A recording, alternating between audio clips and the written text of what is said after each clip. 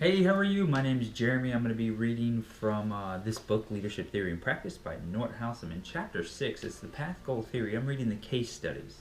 This is page 131, case study 6.3, Playing in the Orchestra, page 131.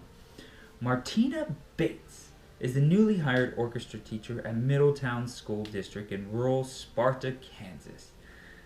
You can't make this stuff up.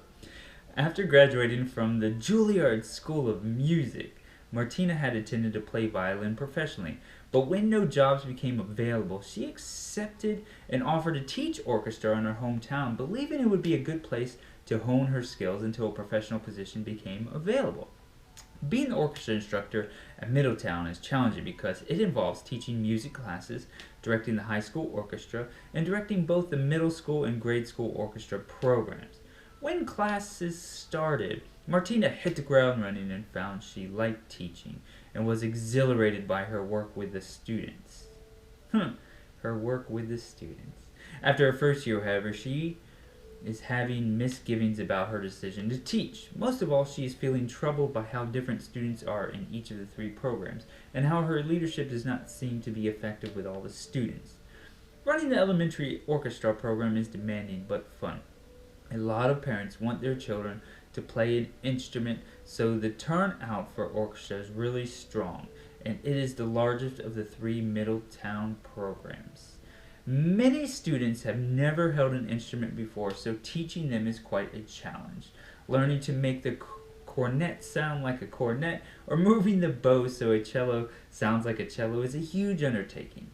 Whether it is drums, bass, viol, clarinet, or saxophone, Martina patiently shows the kids how to play and consistently compliments them every small step of the way. First and foremost, she wants each child to feel like he or she can do it. She instructs her students with great detail about how to hold the instruments, position their tongues, and read notes. They respond well to Martina's kindness and forbearance, and the parents are thrilled. The orchestra's spring concert had many wild sounds, but also was wildly successful, with excited children and happy parents. The middle school orchestra is somewhat smaller in size and presents different challenges for Martina. The students in this orchestra are starting to sound good on their instruments and are willing to play together as a group, but some of them are becoming disinterested and want to quit. Martina uses a different style of leadership with the middle schoolers, stressing practice and challenging students to improve their skills. At this level, students are placed in chairs for each instrument. The best players sit in the first chair, and the next best or second chair, and so on down to the last chair. Each week, the students engage in challenges for the chairs. If students practice hard and improve, they can advance to the higher chair. Students who don't practice can slip down to a lower chair.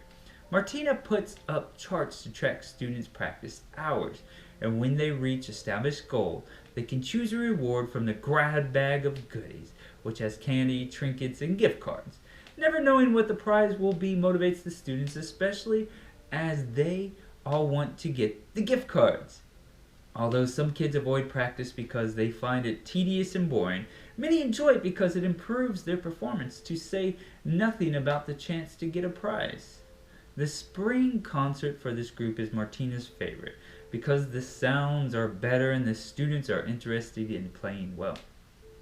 Middletown's high school orchestra is actually very small, which is surprising to Martina. Why does she have nearly 100 kids in the elementary orchestra and less than half that number in the high school program? So she likes teaching the high school students, but they do not seem excited about playing. Because she is highly trained herself, Martina likes to show students advanced techniques and give them challenging music to play. She spends hours listening to each student play, providing individualized feedback that, unfortunately, in many cases doesn't seem to have any impact on the student. For example, Chris Trotter, who plays third chair trumpet, is considering dropping orchestra to go out for cross country. I would do that. Similarly, Lisa Weiss, who is first chair flute, seems bored and may quit the orchestra to get a part-time job. Martina is frustrated and baffled. Why would these students want to quit? They're pretty good musicians and most of them are willing to practice. The students have such wonderful potential but don't seem to want to use it. Students profess to liking Martina, but many of them just don't seem to want to be in orchestra. Oh, well, questions. Number 1. Path Goal Leadership is about how leaders can help followers reach their goals. Generally, what are the goals for the students in each of the different orchestras?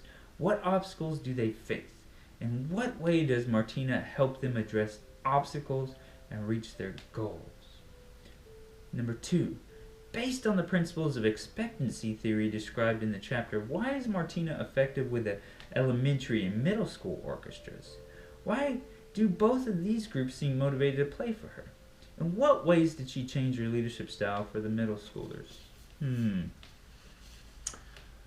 Martina's competencies. Number 3. Martina's competencies as a musician do not seem to help her with the students who are becoming disinterested in orchestra. Why?